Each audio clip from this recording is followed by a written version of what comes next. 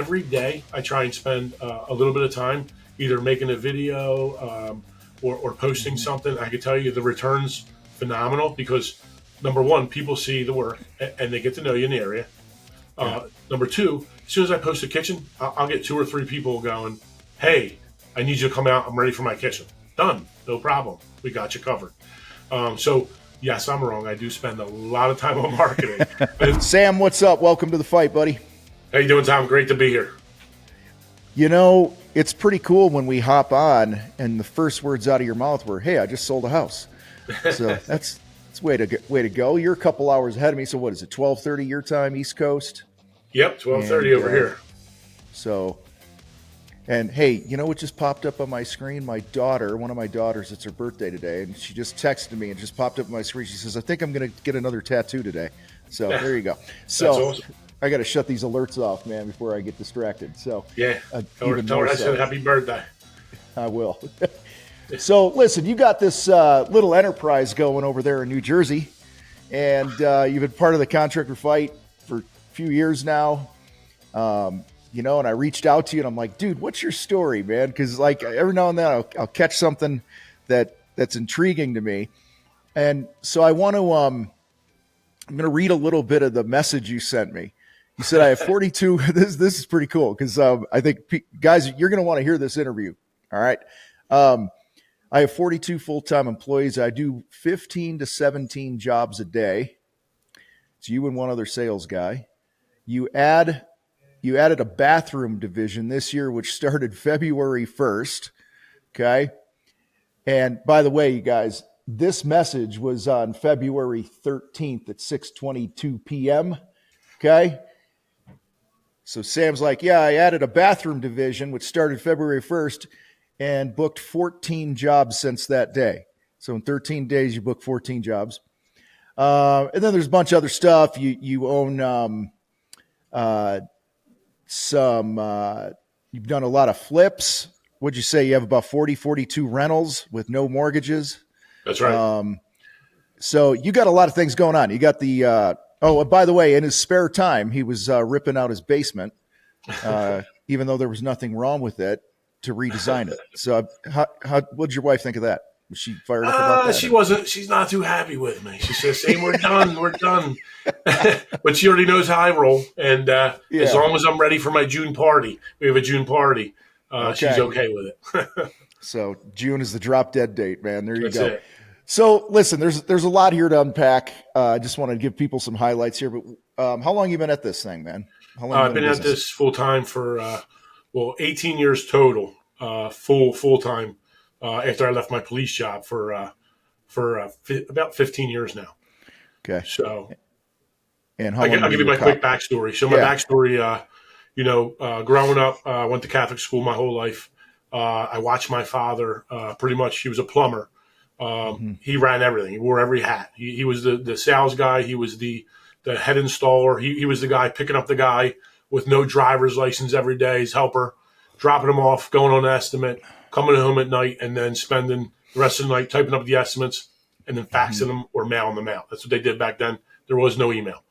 Yeah. So I always said, hey, you really need to, why don't you get like a sales guy? He's like, that never works. You never could do it. And I'm thinking, man, that's not how I would do it. So long story short, I went a different way. At 17, I joined the Army. So my junior year of high school, they shipped me out to Fort Knox, Kentucky. Spent my junior summer there, came back, finished my senior summer. Then went right into advanced training. My senior summer came out. Then I ended up in Camden County Jail, the worst jail, probably in the United States, worst city in the United States. I was there for 5 years. But I wasn't there as an inmate. I was a correctional officer. So I just want to get that straight. Yeah, I figured. While I was there, I started looking at the guys that were at their end of the years, those guys in retirement. I go, I definitely don't want to be that guy because that guy just looked like a broken down old man or woman, whoever they were. So I said, I've definitely had bigger goals. Even when I was at the jail, I used to, again, I didn't have a lot of money growing up. I grew up in Ariel, middle class, blue collar workers at best. So what I did is I always set goals. So literally, I drew an old thermostat, and at the top of that thermostat was $10,000. So literally, as I'd work overtime, and no one will work harder than me, I literally start to fill in that little thermostat until I got to that 10,000. Once I got to that 10,000, I was 19 years old then. I bought my first rental property, which was a duplex. So my dad, how he is I had to pay as soon as I turned 18, I had to pay $100 a week to him. So when I bought my rental property, I'm like, this will offset that. He says, "Hey, Sam, you have to give me half of your profit." I said, "What?" I said, "Half my profit? That's going to offset my $100 a week I pay over. I was supposed to stay here a couple more years and I'm out of here." And he said, no, I need half. So I ended up moving out. So anyway, long story short with that, my mortgage was $850. I rented out the one unit for $750. I lived for $100 a month. So that was my thing. I like to live cheap. So I stayed there for a while. I bought this thing. I bought this book because I like doing work on the house. I bought this book. It's before YouTube, because now you have YouTube. You can learn how to do anything, right? That's how I saw you. I said, "Oh man, this guy's unbelievable." I started following you, learned a bunch of stuff, but back then YouTube wasn't available. So right. I went to Home Depot and I bought the Home Depot 1, 2, 3 book. I still have it today in my office. So literally, I remember those, man. I remember those. Yep. Oh, they're great. They're great. So what I ended up doing is, as I was learning to do different things, I kind of built it up and I said, "You know what, I'm going to buy a rental property." So bought another rental property. I started fixing that up. Was able to secure rent, making $300 a month. Long story short, I ended up buying 2 more. Became a police officer. I was a police officer for 5 years. I had my business going. Now I have my construction business going. It was hard. It wasn't easy. And then once I got to a certain point, I had 10 years in total. I decided to leave. It wasn't really working on the police, and I was making about the same as a police officer as I was construction. Everyone's like, "Oh, it's crazy. You're going to lose your pension. You're going to lose this." And, me working like the crazy nut I was, I just literally went out there and went full force. I didn't know what to do. I didn't know how to price. Honestly, I wish I would have met a coach earlier on in my career, not later on, because, coaches will save you years and years of time and experience. So it's worth every single penny to pay you whatever it is to get to that next level. I know that now. I wish I knew it then. But growing, I had one employee. My employee became my helper. 18 years later, his whole family works for me. His uncle, his cousin, his son, all great people. We grew into a company where, when I left the police department, I had $30,000 to my name. I bought a property for $30,000. Took me 6 months to fix it up because I had no money. So as I'd make money with the construction, I'd fix it up little by little myself on the weekends. So after another $30,000 and 6 months of work, and I sold it for $127, $127 total. So now I had money. So that next year, I'd buy a house. I had a routine. It was buy it for 70, put 30 into it, and I was done in a month or less. And I sell it for 170. Now I had money. So my thing was I'd flip 2 houses, and then I'd buy a house cash. I'd flip 2 houses, I'd buy a house cash. I worked all the way up to I'd buy a house almost every single week. Before COVID, I did something where I bought 72 total deals in 1 year. My best year. Did phenomenal. COVID hits the next year. Now my whole life is, we already had the construction thing going. Was it going where it's at now? No. So I was basically like, oh my God, what am I going to do? I'll buy, COVID happened. I'll buy some houses. So I buy a couple houses. Yeah. 2 weeks, it was dead. And then all of a sudden the floodgates opened. My phone was ringing nonstop. It was literally night and day, going out working, plus the flips. And then I got lucky. When I say lucky, I feel like this. You only get lucky if you put yourself in a lucky position, meaning you're out there working hard and trying to get better every single day, which I try and do because, again, I'm not perfect. Yeah. But what I ended up doing was I hooked in with one of the Eagles players, Vinny Curry. He was on the Jets now. He's retired. He's one of my best friends. I talk to him almost every single day now. The backstory to that was I don't even like watching football. I like playing football. Yeah. My wife's like, "Hey, let's get these tickets." I'm like, "No." Again, I told you I was cheap, Tom.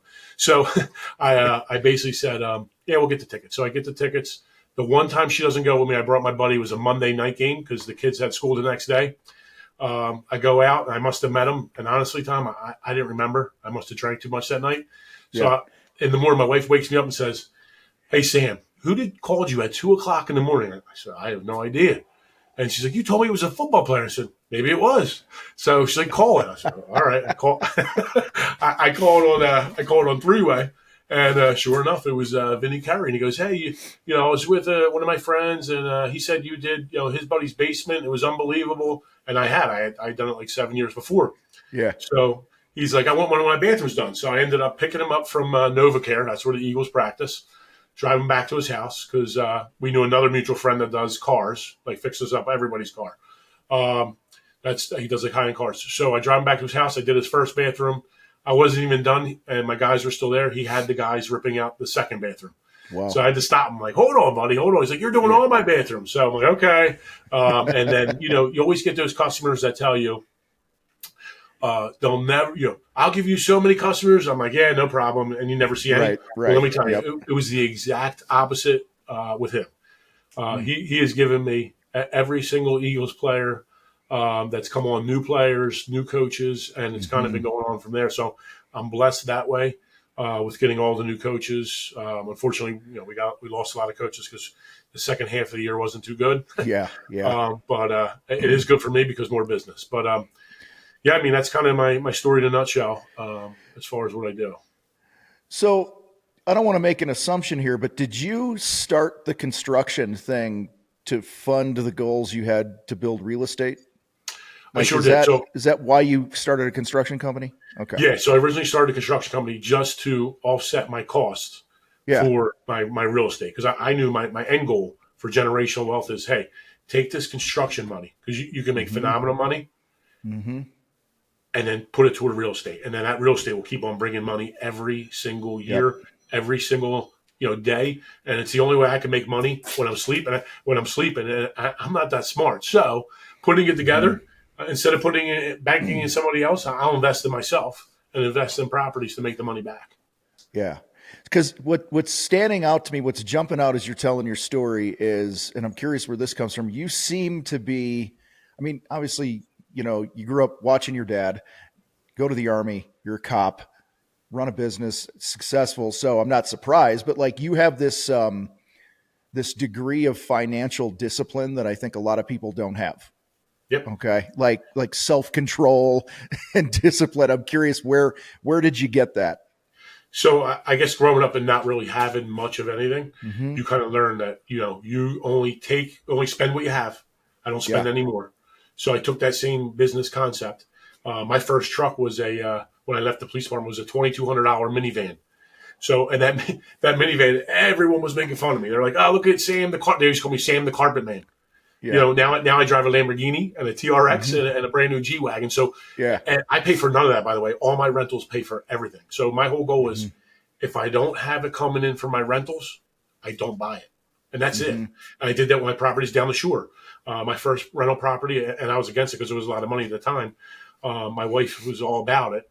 I like buying properties for $30,000, $40,000 cash and then doing it. But, my first property I bought for $460,000.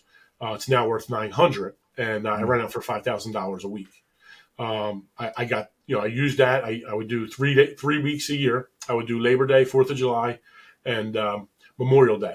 We would rent there. So I was spending $10,000. I'm like, wait, I was spending $10,000. If I buy this property, maybe I could kind of break even. That's my whole goal in life. Let me live for free.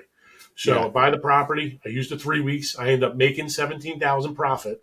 Save my $10,000. That was a $27,000 swing.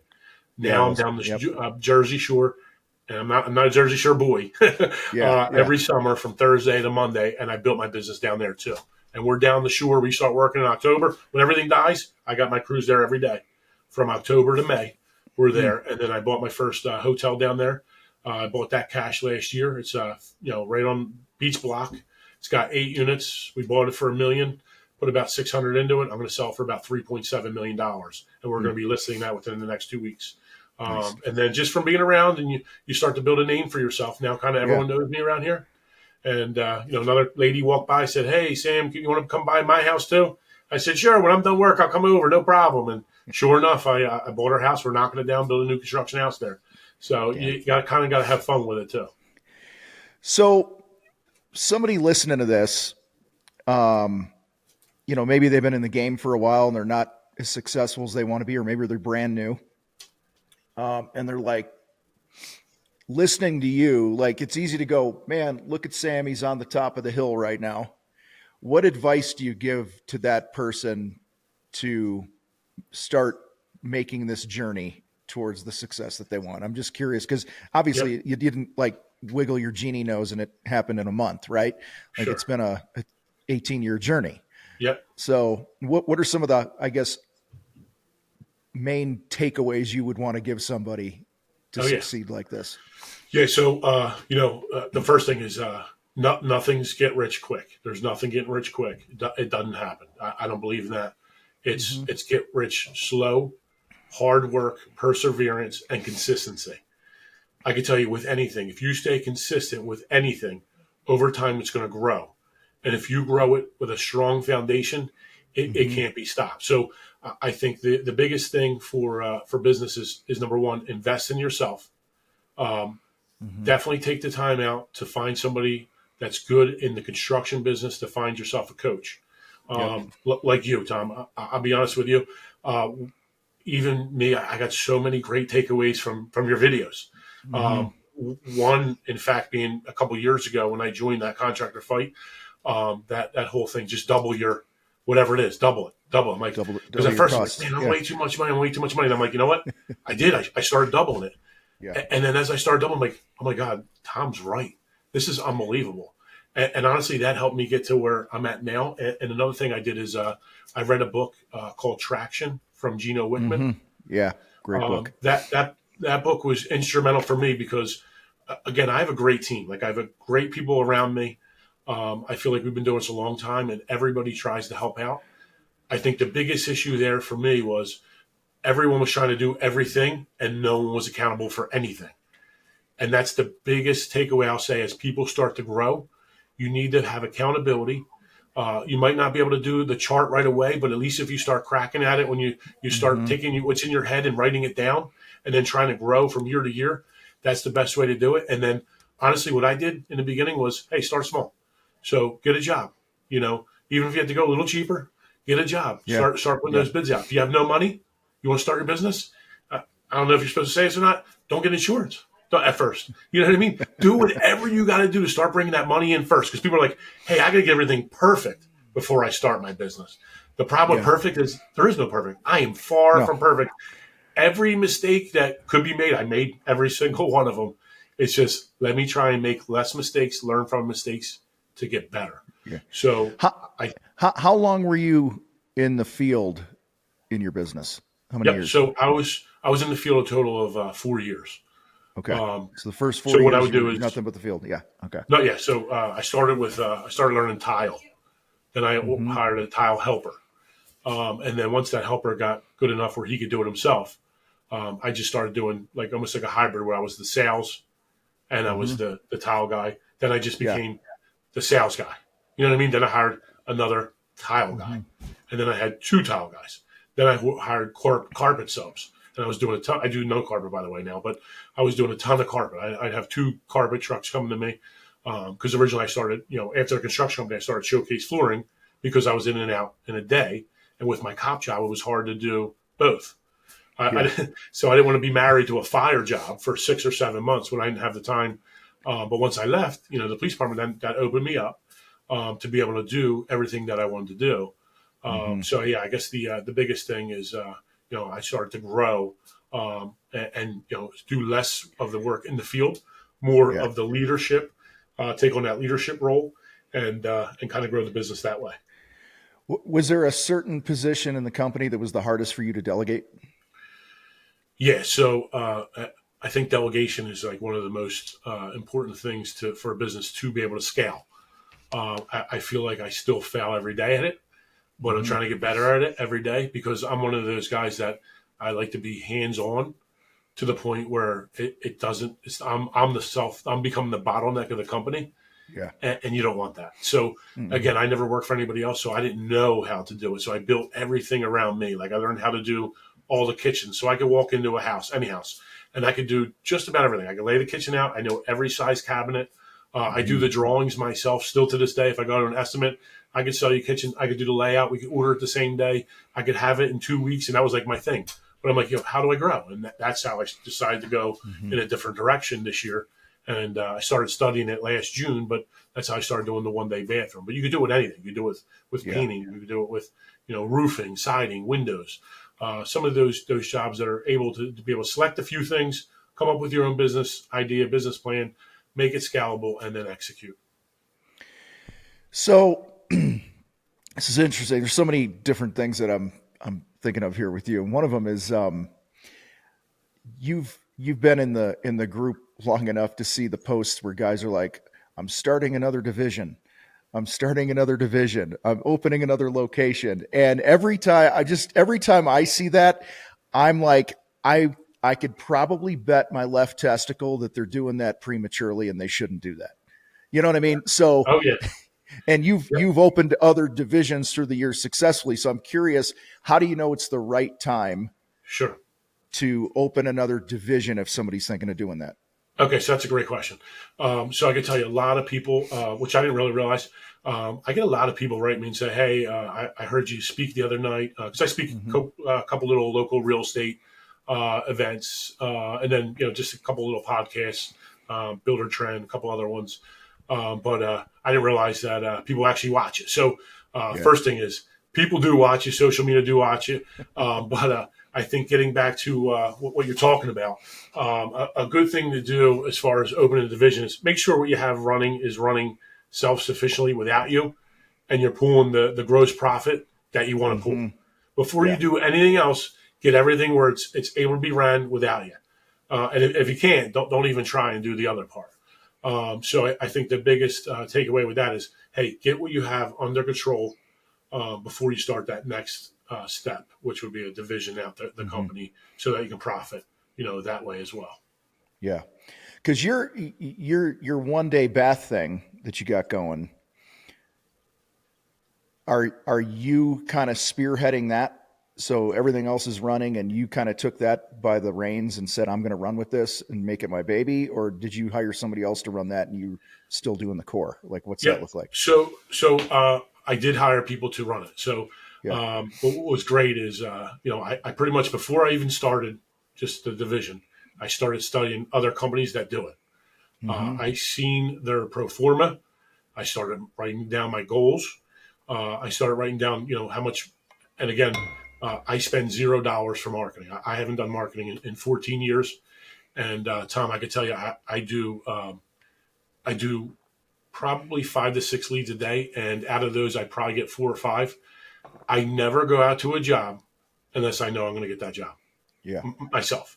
Now, if I think I might not get it, or there's a chance of getting it, I send one of my vice presidents, I send him out there, and honestly, he does a phenomenal job of getting the job. And we've grown so much that we get so many leads coming in that I delegated out, and he's doing a phenomenal job for me. Now, I think for the one day bathroom, it's a lot to take on, and if you don't have a lot of money to begin with to put into it, you're going to fail. So what you got to do is, like I said, it can't be perfect if you're new. Get what you have perfect. Spend a little bit of money, see what that return on investment is, but always have money coming in. Don't keep spending. But yes, I hired a production manager. I hired a sales manager, but it's also a salesman. And then I have a second salesman. And these guys are seasoned in the company. I feel like since my company has grown, we're able to attract better talent and able to have more people, because in the community that we're at, we do have it's densely populated. But I think everyone knows me around here. So once you build that rapport and people know you, I think it's a lot easier. But to get there, I think that, you kind of got to build it little by little. So what's interesting is you have 42 employees, roughly, right? Yep. And you probably have subs in addition to that? Yes. As well, right? Okay. Yes. And a minute ago, you said you really don't do any marketing. So which I would say you do. It's just you're marketing in a different way with a better experience, right? You're delivering a great experience, which gets people talking, and then you get referred. So it's the ultimate word of mouth business you have going on, it seems, right? And and I get it. I mean, a lot of guys I'll do a post or a video about marketing, and people are like, I haven't marketed a day in my life, and it's all word of mouth. Yet it's not Sam telling me this. It's some guy who's still making 60 grand a year after being in business for 23 years. Okay. Correct. And he's waiting for the next job to come in and all this other shit. Like that's usually who says things like that. So I'm curious, like you've built this multi-million-dollar company with 42 employees without a real marketing plan or ad spend and stuff like that. So how'd that happen? Okay. So I think I got to rephrase. I don't pay for marketing. Okay. But I spend a lot of time on marketing. All right. So there you go. Yeah. So yeah. I think you maybe actually rethink the whole thing. Okay. Yeah. Because you're like, we don't do any marketing. So I was like, right. Okay. I actually do a lot of marketing. Now I think you just changed my whole. Let me before you say anything. I was the other day I was on your Instagram or Facebook or whatever, and you were at an event, and at some event in the community. You had these really cool shoes on, by the way, and your colorful jacket. That was funny as hell. And you and your wife are there, so I know, like, to me, that's marketing, right? You're doing things in the community, and so anyway, go ahead. So so I mean, a couple things. So I market every single day. I market myself, right? I market my company. I post our work on Facebook, and I'm all out. I'm doing it at all times. So marketing, yes, I spend a great deal of time spending free marketing, but social media, which just costs you nothing. Learning how to do it, which. Again, I started, and if you look back on my Facebook, I started just posting a picture here, a picture there. All of a sudden, my work starts getting a little better year after year. And then all of a sudden, we do phenomenal things. So every day, I try and spend a little bit of time either making a video or posting something. I can tell you the return's phenomenal because, number one, people see the work and they get to know you in the area. Number two, as soon as I post a kitchen, I'll get 2 or 3 people going, hey, I need you to come out. I'm ready for my kitchen. Done. No problem. We got you covered. So yes, I'm wrong. I do spend a lot of time on marketing. It's very important. But you're not on paid ads and stuff. It's your time, right? Because we're all paying for marketing, either with time or money or both, right? So, correct. So what's interesting, and again, every now and then I go on these rants about you motherfuckers put your work on your personal Facebook profiles, right? Yes. I go to like these guys will ask a question to the group. And I have a few minutes and I want to help them. So I'm like, I wonder what they do. And I go to their personal profile and there's nothing there. Or it's, they're wearing a jersey that says, I don't know, some jersey with like, I don't know, 911, try to be all baller and shit. And that's right. And that's right. Bongs and pictures and shit like this. Right. So it's just, that's right. And, and I go to yours, like I'm pulling yours. Yours is up right now. Yep. And there are things about the homes that you're selling. There are things about the kitchens you're doing. There's personal things of you at the gym. There's family pictures. Like, this is what I'm talking about when I tell people, like, be you in your social media, because people are hiring Sam. Right. Absolutely. Like, right. I didn't even know the name of your damn business. I had to go look it up. Right. Cause but I know I can only imagine you've been chipping away at this for so long. And this is that compound effect that a lot of people don't get. They're like, I did social media for 4 weeks, and it didn't work. It's like, man, you got to keep showing up and become known as the guy to call for a kitchen or to flip a house, or like that lady says, hey, Sam, you want to come buy my house?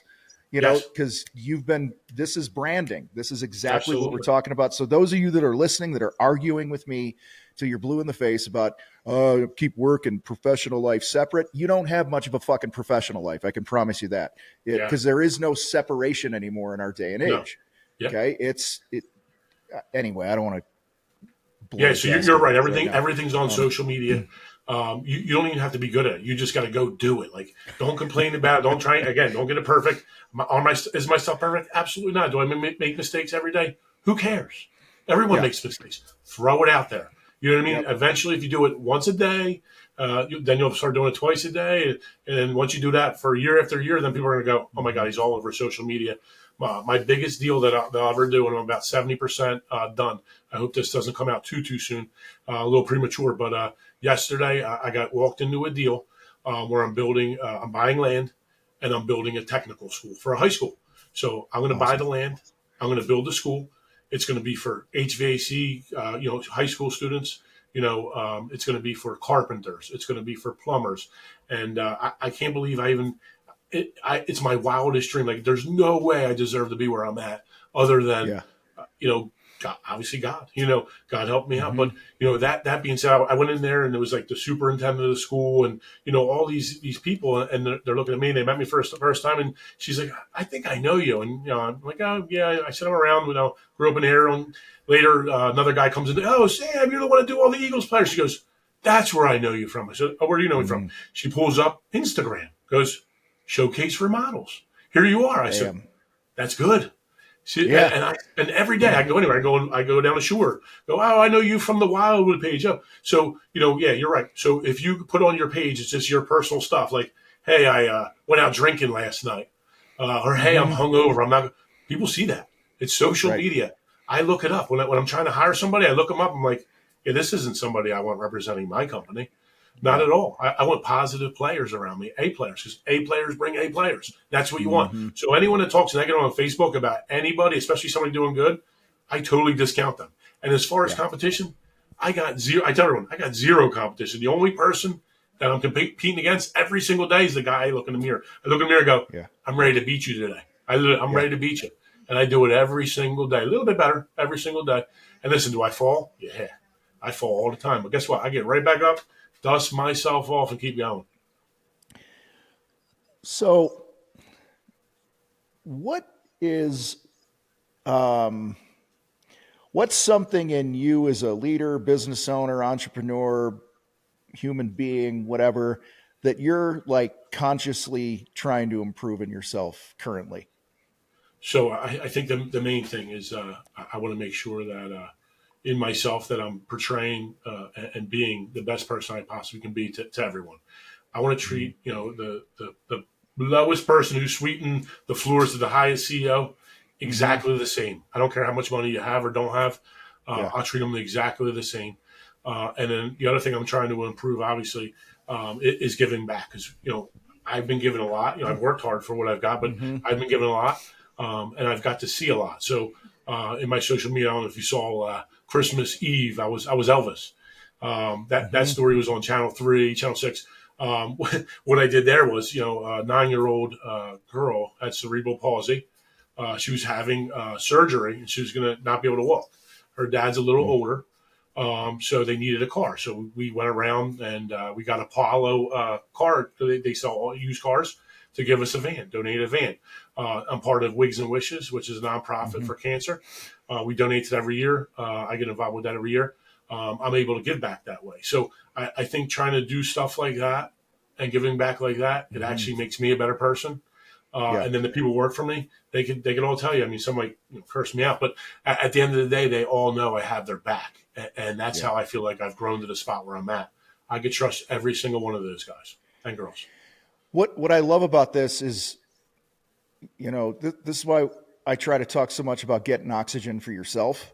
Like, you're a good-hearted dude, right? And if you're not getting oxygen for you and making money and profitable and earning as much as you can for the value you deliver, you can't do the good things you want to do in the world to the level you are. And I'm not saying if you're broke, you can't give to people and serve and things like that. But I remember there was a guy years ago, we were talking about growing his business and this and that. And he did not, at the time, he did not have a strong business. And his dream was to build tiny home communities for veterans, okay, and give homeless veterans a place to live. Super noble thing. Problem was, he was putting the cart before the horse. He hadn't yet built anything, for his. So I'm not ripping on the guy's dream. I'm just saying you can't paint the walls before the house is framed, right? Correct. And so, what I love as your example is like you've been blessed, as you said, but I think you've also worked your ass off for it. You've been focused and disciplined and blessed. And to me, it's just shining light on, if somebody's listening to this, guys, it is not selfish for you to pay yourself. It's not selfish to make a lot of money. Like, what you do with it is on you, right? Like, money doesn't make you an asshole. If you're an asshole with or without money. Correct. And if you're a giving person, you can have more of an impact when you have more money. And as you said, I don't know, 20 minutes ago, you're like, pretty easy to make some big profits in construction, so you want to have a big dent in the world. Get your shit together and run a kick-ass business, and you'll be able to serve more people, not Absolutely. just, buy a big ass house and, be an ogre like everyone thinks, Yeah. entrepreneurs are. Yeah. Yep. But 42 employees. How do you find them? Wow. So that's that's the $1 million question, right? Yeah. Yeah. So I think, again, it's something that builds over time. And then it's something that you start to attract. So how you are to your employees is how, they get pushed off and tell their friends about you, how that gets passed around. Social media is another good avenue. As you start to build, everything starts to grow in order. You have that foundation laid. I really feel like my best employee comes from my other employees. They're referred into us. It's not something that's coming from the outside. Once in a while, you get that outside person, but I feel like it kind of comes from within. I have in the past tried other things like a headhunter or someone that just does like recruiting. Haven't found exactly what I'm looking for out of that type of person. Yeah. Because again, my wife's a way better judge of character than me. I'm not the best judge of character. I kind of have, oh man, I can make this guy great. I can make this guy great. An interview, everything's great. But then once you start going, I'm like, oh my God, my wife told you so. Or to say, hey, I told you he was great. I'm like, yeah, you were right. She's right every single time. So that's why I think we work well together. So it's funny because as you're saying that, it sounds like the Queen and I'm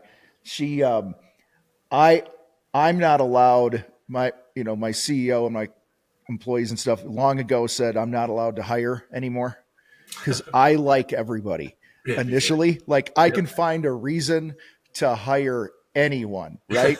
and I can see the best. Yep.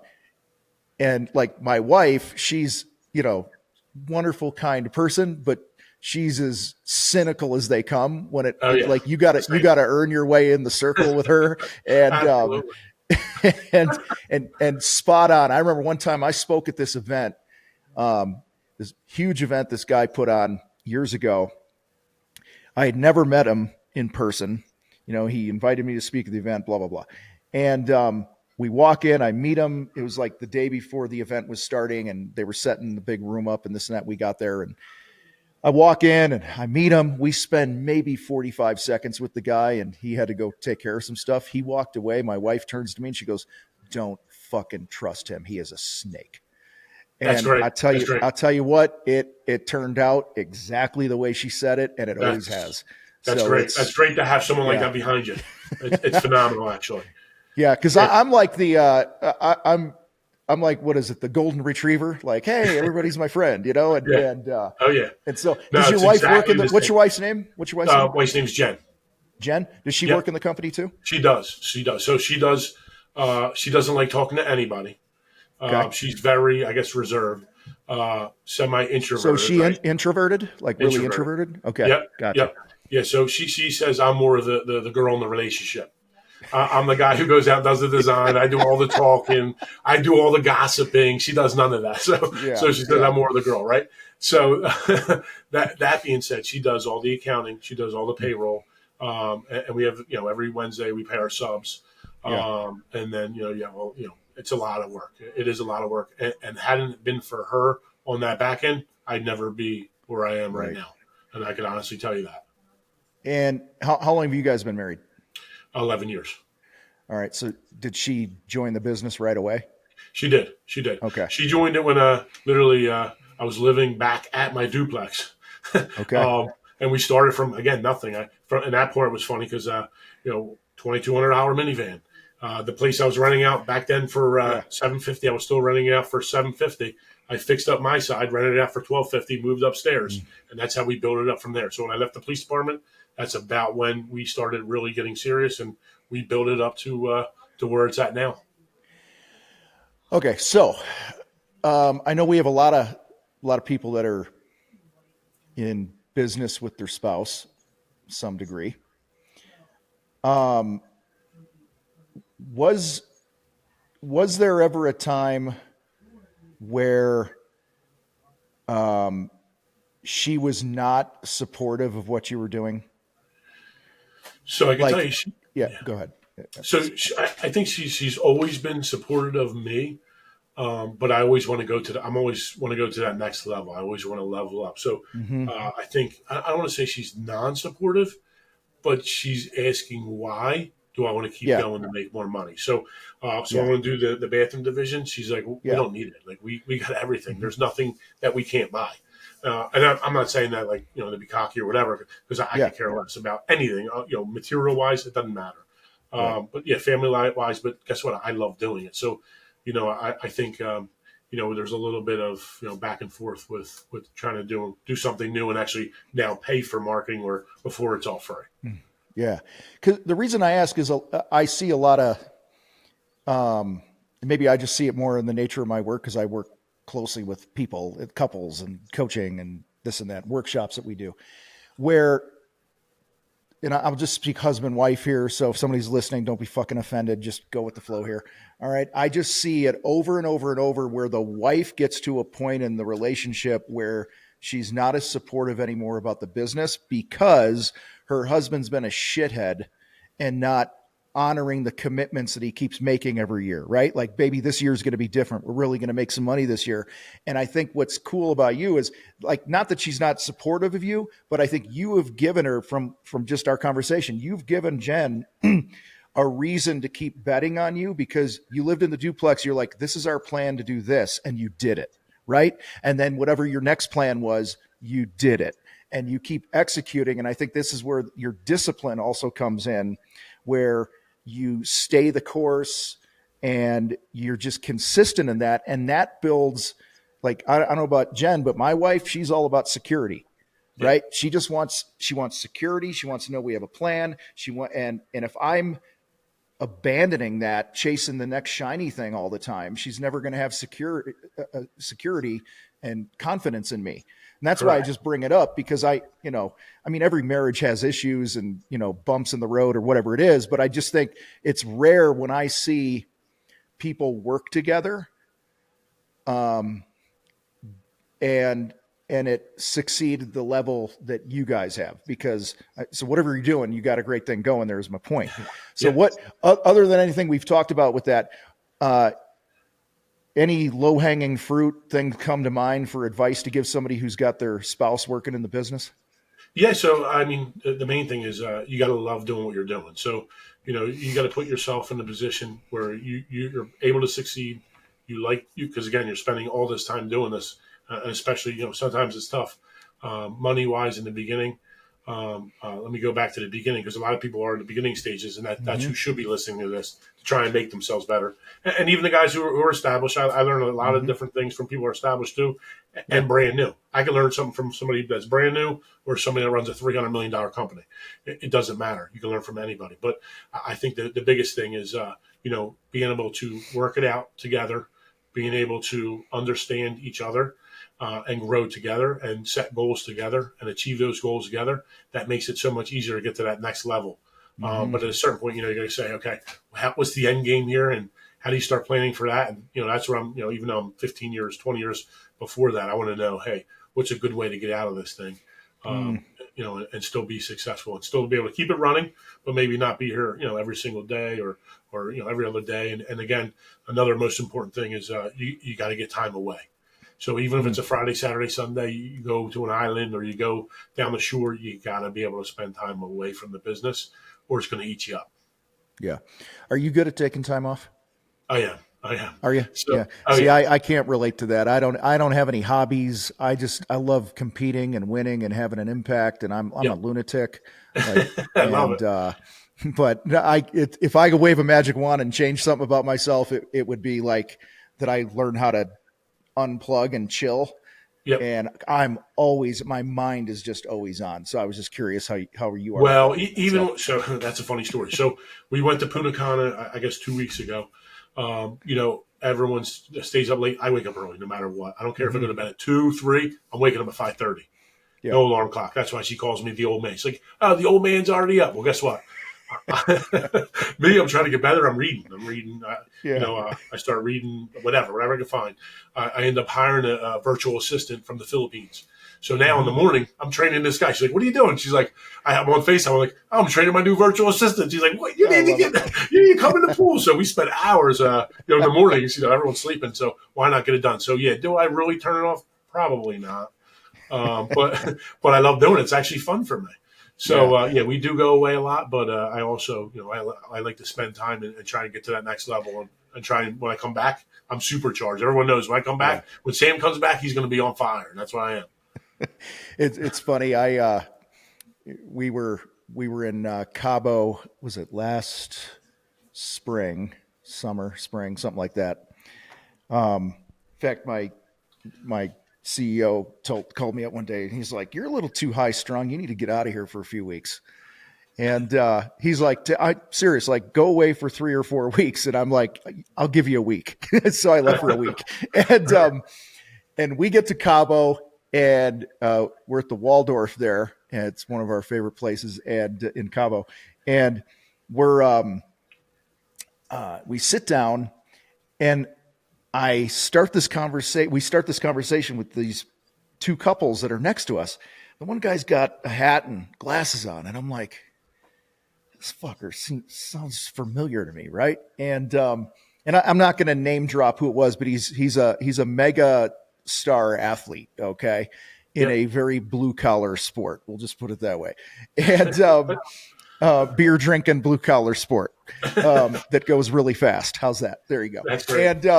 And so we're talking, and I'm out of nowhere. I go, "You're so and so." Right. And everybody starts laughing. They're like, "Hey, about time you caught up to this, right, Tom?" So long story short, my wife and I, we were going to order dinner in the room that night. And me and my stupid, like I'm always building a relationship, right? I'm always, trying to learn something. I'm always picking somebody's brain.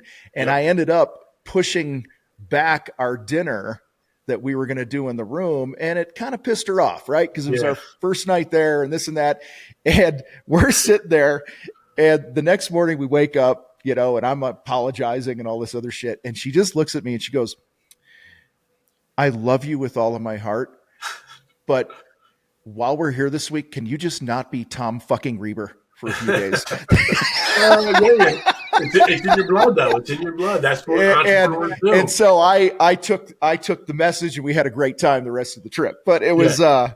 Oh yeah. but it's that intensity that being an entrepreneur, man, there's people go, "There's no days off." I'm like, there's no moments off. That's right. Because your mind is always moving. And I get it. Like this, you gotta unplug. Like when I go away, and when I do truly take like a day off, because I have them, but my mind is still going. But when I get away, don't work for a while officially, our company always does better.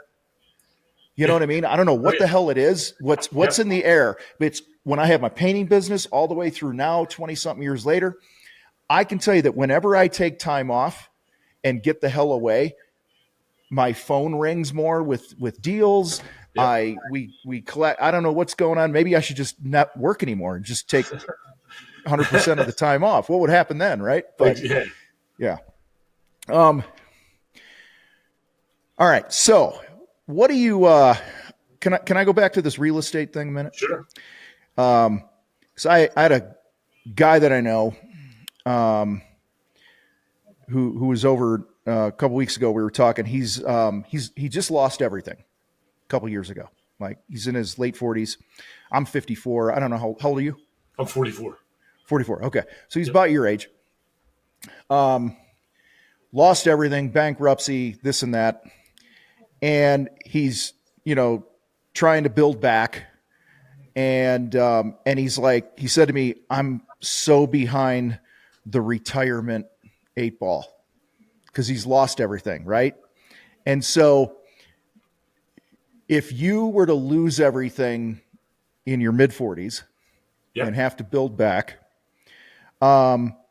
would your, and maybe this already is like, and he had lost ton of money. You know, he had monies in the stock market and all this other stuff, lost his house, this and that. What, where would you put your efforts to build back? So I think I would do exactly the same, but I would pretty much be knowledgeable on what's going on. I think I would just start the same thing over with the construction, making sure that you build it out lean, making sure that it's profitable from the start. And as it grows, I would do exactly the same. I would, figure out a way to leverage, if I didn't have the cash right up front, leverage the banks, leverage private money. There's a lot of hard money. Now I fund all my own deals now, but it's a lot more money for houses than it was before. But there's so many opportunities out there at low interest rates that you could, even if you don't have a construction business, you could take something like I'll send it to you. I made a 42-point checklist for my house flips. So even if you never did a house flip before, as long as you follow that list, you could do a flip in order, not go out of order, not get hurt. If everything's done right and you're checking it, you will make money every single time, no questions asked. Yeah. So I would start doing that, and then I would scale that up to a certain level. And then I would take that profit from there again, and I would buy those rental properties. And these construction guys are so talented. I see so much talent go to waste because they take their money, and $3,000 or $5,000, whatever they made that week, and on Monday they're going, hey, can I borrow $20 for lunch? I'm thinking, what did you just do with that $3,000? Yeah. That's crazy. Yeah, I'm sure you see it way more than me because you're living in it with the flips and stuff. But like so many contractors talk about they want to get into flips and real estates and all this other stuff. And I was talking to a guy who's flipping in Denver and used to be in one of our programs. Now we're just buddies and we see each other. But anyway, he was doing retail remodeling, right? And he was trying to do flips. And long story short, he woke up one day and he's like, I got to pick a lane here because it's two very different business models, right? Us, we're always like, get a 50% gross profit. And then he tries that formula with investors and shit. And it's like, it ain't happening. So what he's ended up doing is he's worked it out where he's got a money partner, buys the property. The contractor funds the project, pays for everything in the project at his cost to produce, right? Sure. And then they do a 50-50 profit split when the house sells. That's how he's been doing that and he's killing it. And that's a great model. Partnership. Yeah. Yep. So I think, can you speak to those that want to, like, what are your thoughts? I mean, what are your thoughts on, like, you're a little different here because you've been in the game a long time and you've got some divisions and delegation and things like that. But for the guy who's trying to walk in both worlds, what advice do you have there that might be helpful? So a couple things. First of all, that retail, and then also doing the flips, they're two different animals altogether, right? So you got to treat those the same but differently. In the respect of the guy that's doing a retail kitchen is going to cost you way too much than the guy that's doing the flip kitchen, right? Yeah. It's a lot more basic. The money needs to be at a certain level. The quality, you try and get the quality the same as you can. But, my retail guys, they have to be clean because, at the end of the job, you're in somebody's home, right? They're at the end of the day, they don't care how good the job is. You can be, average, but if it's dirty, and it's perfect, they're complaining nonstop. If it's a pretty good job and there's a little bit of dust, a little bit of dirt, they're going to go, it kind of gets tough. So you want to have your best guys do the best job you possibly can and clean up on the retail side. And then I have separate crews just for the flips. And I really move them from one to another. Now for the contractor that might not have the money and they partner up with somebody, some company that does the finance and they split it, I think it's also a great model to do. So I think for those guys, and I've had a few of them where I come in, I'll buy the property. They'll run the job. I give them the job scope. I let them fill it out. I show them how I do it. I usually sign them into like a 3-term deal where we do 3 together before they can go out on their own. And they usually find those deals, or sometimes I'll even bring them to them. Because again, I'm giving. So if someone brings to me, I like to give it back to them, and that's with anything. So I think that's a great model to do, to be able to partner in, especially in the way the economy's gone over the last couple of years anyway. It's good to bring on somebody as a safety net, but also as a way to leverage yourself and build yourself up and grow. Mm-hmm. So I think there's a lot of different ways you can make money in real estate doing the flipping. Okay, you're a real estate investor. Are you cheap? I am absolutely cheap. Okay, but Yeah. you know where I'm going with this, right? Because you see guys post on Facebook or in the group or whatever, and they're like, this investor reached out to me and I priced the project this, and he's like, oh, you're 5 times, all these investors are cheap. I hear all investors are cheap, all GCs are cheap, all home builders are cheap. I don't buy that. No, So, no. Yeah, so I'll go ahead. So, speak to investors being cheap. Yep. All right. So anytime someone calls me and says, hey, I'm a new investor, I'm buying a home, I would like you to do the flip, I will say, hold on a second, I'm going to refer you to another contractor. Why do I do that? Well, they usually watch too many episodes of HGTV, right? They want you to build some elaborate deck, and they have no idea what my worth is. Mm-hmm. And I'm not saying I'm worth a lot. I'm talking about any contractor, even if you're new. Right. I feel like, for the most part, I see a lot of these people going, I'm looking for an investor-friendly contractor. Well, that's not any of Tom Reber's people, right? Right. Run. Right. Just run. I'll tell you right now, run. Right? What you want, and that's why, honestly, I only work for 2 other people doing the flips. This is how I do it. You trust me or you don't. I look at the deal. I know how much it's going to cost me. I know how much I want to make. I might not be perfect with numbers, but I'm pretty close. Mm-hmm. And I want to make sure that the guy on the other end is making money. So I can tell you, I have long-standing relationships with these guys, but that's the other thing. I pick everything. They pick nothing. I pick the color. I pick the cabinets. Now, I don't go cheap on that. I usually get in the middle of the road because, again, the cheapest isn't the best. Mm-mm. Plus, you're putting your name on there. So you want to be able to build a good name for yourself. So never go with the cheapest. Always go with something in the middle, something quality, something you want to stand behind. And then when you do that, you start to grow. So I think it's the guys that, again, watch too much HGTV trying to tell you, hey, I got this designer coming out. That's when you'll lose your butt. You'll make no profit, and it'll be a long, drawn-out process. Same thing for, realtor. A lot of realtors, they don't respect contractors. They don't respect their time. That's why I charged before I started watching you. I was free estimates everywhere. I was running around in my car like, oh, yeah, it's another estimate. Well, guess what? They're like, oh, thank you for your estimate. What happened? Well, they ended up using your thing as a credit. Credit. No more credits. Sam does no credits no more. So what I charge is $350. You want me to come out $350? $350? The other guys are free. Well, go with the free guy. See what you get. There you go. Have fun. See what you get. And then they'll call me back. Okay, we need you. You gotta respect yourself, and you gotta be able to invest in yourself, bank in yourself. So, realtors, investors, all that stuff. There is good ones out there, but you got to be able to sort it out. It's kind of my biggest advice with that. I think where people go wrong, where contractors go wrong, we'll speak realtors and investors, just those 2 things right there, is they fail to understand what the biggest pain is of a realtor or an investor, right?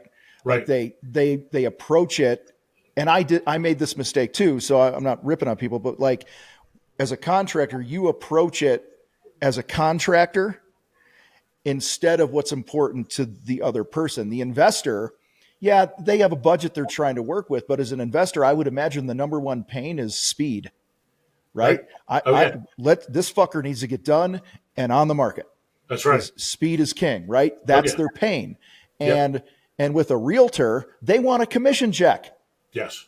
You know what I mean? And so when people are like, dude, we did 300 plus paint jobs a year, and I bet you 75 minimum were from realtors, maybe 100, maybe a third were from realtors. And because I knew what was important to them, and I would go do these lunch and learns at these big brokerages, and I would talk about, hey, we have this painter for a day thing that my buddy Dave invented that I ripped off, and we'd send a painter for 8 hours to do some curb appeal so your client could get that fucking house on the market and you could get paid. That's how we spoke to them without the F-bombs. And like, hey, I go, raise your hand if you have a client right now who's putting their house on the market with you and they're refusing to paint the house or to do some work inside, and half the hands went up. And I said, why don't they want to do it? They're like, they don't want to spend that much money and all this other shit. I'm like, all right, well, for $600, I can send a guy to their house and they have the paint sitting there, and you want us to paint the front door for them. You want us to touch up the baseboards in the foyer, whatever it is, and fix a drywall thing in the laundry room, this and that. We're there for 8 hours. We're years. Dude, that got us in the door like crazy because we understood the pain of the realtor. Absolutely. You know? And so they want to sell the damn house. That's right. And then on the other side, we had gift cards that we would give when you sold a house, and at the closing, you know, realtors would give a gift, you know, like wine and a basket. And we'd put a gift card in there, $500 worth of painting. And now they're using that. I'd send a guy there, be $250 for the labor for the day. He'd paint a room or so. And now we're in the house, and my guy was trained how to upsell. Next thing you know, it's a $13,000, $15,000 project because they just moved in and they need the house painted. You hit it there. So, you hit it on the head, though. So you're doing what most contractors don't do. You're building the value, right? You have something that you're offering them. You're giving them something with value for them and for their customers. You're spending that time. A lot of people don't want to spend that time. And if you don't want to spend that time, you know, people are going to get the cheapest price every time. If you're starting to build that relationship and rapport, I bet you when you work with your realtor's stuck with you. Yeah. And then those ones that stuck with you, then you can make money because they already know what to expect from you. So you're setting that expectation. Hey, I'm not going to be $100 for the day for my guy. I'm going to be X, right? Yeah. And then, but I'm going to perform, and you're going to have a happy customer at the end. So when you build that value up, that's why I like to stay with, you know, a few group of realtors versus a big bunch. Build my relationship because, again, everyone's going to have their contractor or their guy or their people to go to. And if you get with those people and you get with those realtors, well, guess what? They're in homes every single day. So why not build your relationship together? So when you're in there, if someone needs a home, they give you work. Guess what? You pass it back to them. Hey, this person wants to sell their house. Done. Yeah, I'm sitting here similar to you, where you've been in the game long enough, building these relationships. People are coming to you going, hey, buy my house. That's a lot of what I had going on from our realtor network. There are a couple that I can think of right now that started out, you know, as a small little job, and then it snowballed through the years. And it got to the point where one of them, she would call me up and she'd be like, hey, the bank owns this house. It's a short sale. They need to get it off their hands. It just needs a coat of white inside, no blue tape, nothing picky. What are you going to charge me? And I'm like, hold on, I'll call you back. I'd call one of my subs and I'm like, hey, if I hand you the keys Friday night on this job, it needs to be done by Monday morning. How much do you want? And I'd send him a picture of the house and he'd go, give me $3,000 for the labor, right? I'd turn around, call her back, and I'm like, it's $8,000. She's like, all right, done deal. Like, it literally got to the point where, and we were doing 20 of those a year that was on over the weekends where we'd make, you know, $3-4 grand profit. Absolutely. Just doing nothing. And so, and then that person gets promoted and now they're part of a national big real estate company that has all the, I mean, I'm just saying, like, the power of the connections and stuff. That's why I get so pissed when guys are like, oh, fuck realtors and this and that. I'm like, no, you just got to find the right one. You can't, You know? find the right relationships and you grow with them. And it always comes, that's why you treat everybody with respect too, because it always comes back to you, no matter what. Literally, you treat everybody with respect. You know, years later, I'll see somebody, oh, you know, that guy's a great guy. Or, he was a great guy. And, you know, that's actually what I want to hear, all that stuff, as far as when you start building up with realtors or anybody for that matter. Yeah, I mean, help them get paid. You help them get paid, you'll be their guy forever. Absolutely. You know? And Absolutely. Back to the gift card thing, I want to share this just for people listening here. A lot of people are like, well, Tom, you're always saying don't go out and do a job for less than 50% gross profit and all this other shit. Yep. We were spending money to get a lead and a sale. You have a cost per lead and a cost per sale. Correct. Right? And so, you know, if I just pull out my calculator, if you're spending 10 grand a month on marketing and you're getting, you know, 75 leads, it's $133 a lead. Right. Well, if those 75 leads, if 35 of those turn into a job, 10 grand divided by 35, you're paying $285 for the job. That's right. That's what Mark Cuban's going to ask you on fucking Shark Tank. He's going, what's it cost you to acquire a customer? Yes. In this case, the math I did, it's $285. So for me to spend $250, whatever it is, to put a painter in somebody's house without any competition, I'm paying for the customer. Absolutely. I'm spending the same money. I'm just not going out and bidding it. Now I'm in the house. You send your best guy in there, right? And they knock him out of the park. And they go, hey, was there anything else that you were wanting done that I can price up for you while we're here? Yeah. And it was like damn near 100% of the times we sold a ton more work because, again, when somebody's moving into a house, those first 60 days, they're like 90% more likely to do home improvement shit. So that's when you want to be there. So, and then you got a customer for life. Yeah. Plus you forgot one important thing there, Tom. What's that? So once you're in a neighborhood, you put your sign up, you see your van there. Yep. Now you got attention. Now the neighbor's calling you. Next thing you know, and there's streets right now, I'll have 2 or 3 signs on each street in the whole neighborhood. And then all of a sudden I saw your van. Now you'll see on my Facebook, people take pictures all over the place and go, hey, your new truck. And now I just try and do different things. They go, hey, I've never seen this one before. And they're taking pictures and sending it to me all the time. And that's how you build it up. So yeah, I might not have made my 50% gross profit on this, but now I'm in that neighborhood, and now we're working different customers and, making them happy, and they pay us on your name and just keeps going. Snowballs, man. It's, there was a guy, who, had a window company, replacement window company. We'll just say it was Reber windows. It wasn't, but right. And, every spring you talked about the signs, dude, his only marketing was for like 2 weeks in the springtime. This is outside of Chicago. He would contact, he'd been in business 20, 25 years. He would contact his whole database and, long story short, get them to allow him to put a yard sign in during a 2-week period in our town. And the town had a population of 150,000 in Naperville, Illinois, okay, outside of Chicago. And for like 2 weeks, everywhere you drove, you saw this guy's signs. I mean, hundreds of them. That's genius. So he would call you up and go, hey, Sam, can we drop a sign and give you a $50 gift card, Visa gift card? And you're like, yeah. A lot of people, longtime customers, like, yeah, don't worry about that. Just put the sign in, keep it up as long as you want. You know how it works. Oh, yeah. And dude, so he was just like, I'm going to take everything I have and whole ass it, right? I'm going to whole ass my sign campaign for 2 weeks every spring. And that would book the whole year for him every year. That's great. Like, that's dude, great. it was crazy. And thinking outside the box. That's what you got to do. Yeah. Cause it's that brand awareness and people got to, know who they were. So what, before we get out of here, what have we not talked about, or have I not asked you that we should have? Anything? So I think we covered a lot, winning, losing, in between.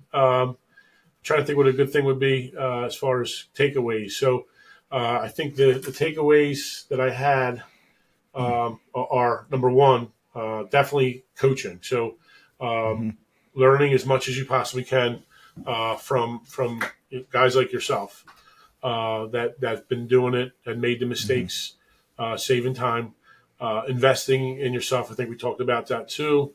Starting the business up, trying to be lean. We went over that.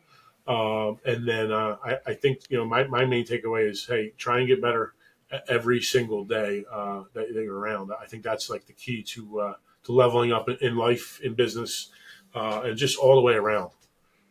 I love it.